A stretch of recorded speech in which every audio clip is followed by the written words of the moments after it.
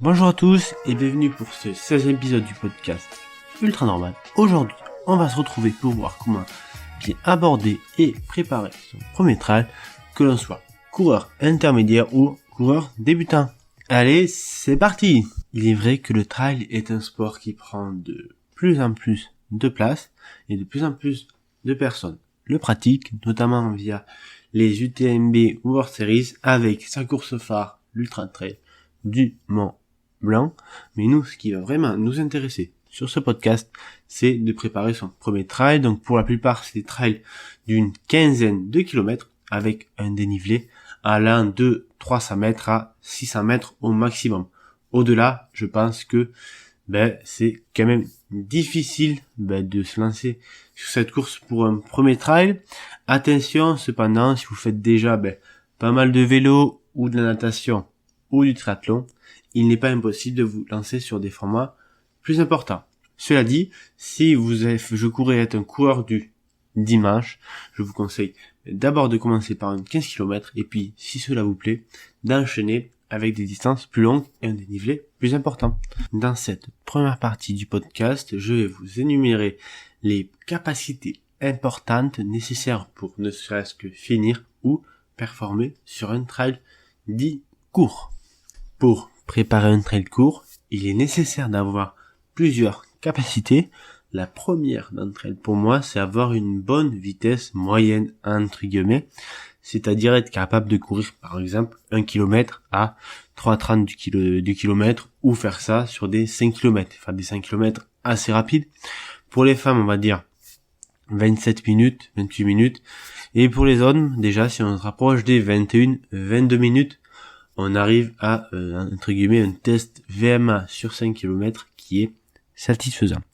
La deuxième chose qui n'est pas négligeable, c'est apprendre à bien monter et comment monter. Puisque la plupart des trails courts ont des bosses qui sont assez simples en termes de dénivelé. C'est pas trop abrupt. Donc, la plupart du temps, on n'a pas besoin de marcher. Donc, la plupart du temps, il faut savoir bien monter sans trop se fatiguer et avoir une bonne foulée de montée. Donc ça, c'est très important. Et pour moi, le point le plus important qui est souvent négligé et méconnu des débutants, bien sûr, c'est les descentes. Parce que c'est là où on a le plus gros choc au niveau des jambes. Et c'est là, du coup, où on a des risques de blessures qui peuvent arriver. Donc, je conseille de faire quelques séances de descente dans la semaine. Bien sûr, pour travailler les montées et les descentes, je conseille de faire du renforcement musculaire. Même si je n'en parlerai pas sur ce podcast, puisqu'il y a un gros débat en fait sur le fait où il faut oui ou non faire du renforcement musculaire en même temps que la préparation du trail. C'est assez dangereux puisqu'on augmente le risque de blessure, mais si c'est bien géré, ça peut vraiment ajouter une plus-value à la préparation. Allez, il est temps que je vous présente une plan de préparation assez simple. Donc là, ce sera par exemple sur 2 mois. Je vais pas présenter les 2 mois en détail, mais un plan dans sa globalité. Donc il y aura 2 niveaux de plan, ceux qui ont jamais couru et ceux qui ont déjà couru. Donc pour ceux qui ont jamais couru ou qui courent très rarement, on va faire 3 semaines où on va augmenter le volume progressivement. Alors le volume, c'est vous qui déciderez de l'augmenter. Vous trouverez des plans sur internet qui sont très bien faits pour ça. Mais durant ces 3 premières semaines, vous n'allez faire aucun exercice. C'est-à-dire que vous allez juste augmenter le volume crescendo en faisant des sorties où vous êtes en aisance respiratoire lors de vos sorties. Pour ceux qui courent plus régulièrement, l'entraînement va être totalement différent. Il y aura 2 types de cas. Soit vous avez arrêté de courir pendant un mois, donc dans ce cas-là, je vous conseille de faire 10 jours où vous reprenez le volume crescendo, par exemple 15 km la première semaine, et puis après vous faites 2 séances avec 2 fois 7 km, donc ça fera 14, et après vous faites une séance spécifique la fin de la deuxième semaine, comme je vais en parler, donc ce sera du fractionné. Moi je conseille de faire les séances de fractionné en 45 secondes à 80% de sa vitesse maximale. Donc bien sûr, réalisez votre test de vitesse maximale et 45 secondes de repos. Au niveau des reps, je conseille de commencer à 4 reps et puis après vous augmentez par 2 si vous sentez bien. Vous faites plus 2, donc ça monte à 6, 8. Une fois qu'on est à 8, on redescend à 6, mais on met 1 minute de fractionné et 45 secondes de récupération. Je procéderai comme ça. Pour ceux qui sont dans le deuxième cas, qui courent beaucoup plus souvent et qui ont couru les semaines avant d'attaquer la prépa, la première semaine, vous faites 20 km, et puis dans la deuxième semaine, vous attaquez par la première séance de la deuxième semaine, un fractionné, et puis vous allez courir 2 fois de plus dans la semaine pour faire un total d'environ 25 km dans la semaine.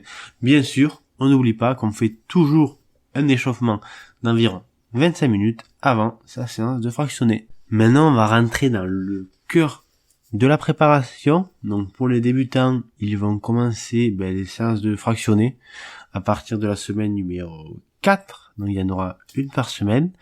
En plus de ça, dans la semaine, je recommande, si vous le pouvez, de faire une séance où vous faites des montées à n'importe quelle allure que vous voulez, mais pas trop fort, c'est hyper important. Essayez de faire au début 2 ou 300 mètres de dénivelé dans la séance. Même si vous faites ça que sur 5 km, vous faites à la limite les descentes avec, puisque forcément si vous avez des côtes, vous aurez des descentes.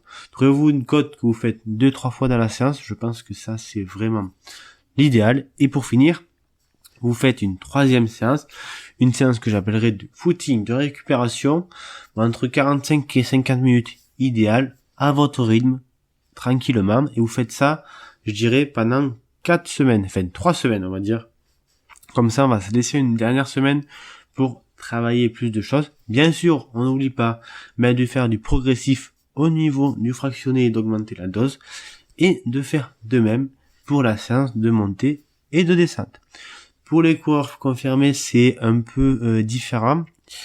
Vous pouvez continuer le fractionné 2 semaines de plus, mais après ces 2 semaines, je conseille de enlever le fractionné et de faire plus du travail sur du long, c'est-à-dire de faire 10 minutes à 60%, ou 8 minutes à 75%, ou peut-être un peu moins, les valeurs sont un peu hautes, mais dans ces eaux-là, pour travailler l'effort plus en endurance, ce qui va arriver sur la course.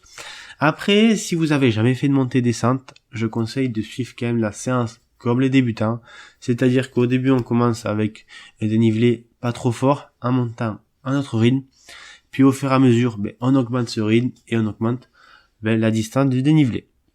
Ensuite, je commencerai par la troisième séance, qui sera, elle, la même que les débutants, 45 à 50 minutes, mais à votre rythme. Et ensuite, vous faites 3 séances pendant 2 semaines supplémentaires, donc là, ça fait déjà 5 semaines que vous avez attaqué la préparation.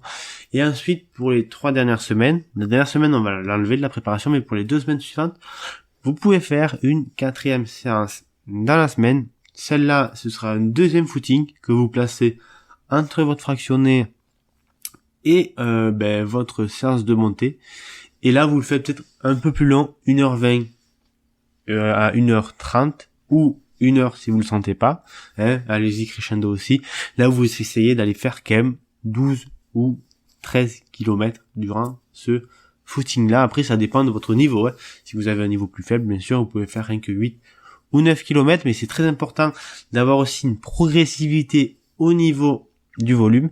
D'ailleurs, pour les débutants, je voulais préciser, mais essayez aussi d'avoir cette progressivité au niveau du volume, mais vous faites plus attention aux blessures, parce que vous êtes beaucoup plus enclin aux blessures que les coureurs un peu plus confirmés. Donc là, nous arrivons 2 semaines avant le trail, donc c'est là où logiquement, il vous faut arrêter la séance de fractionné, ou la séance d'endurance sur 1 km. Je trouve ça que c'est un peu dangereux. Puis, comme ça permet au corps de faire de la surcompensation, en fait.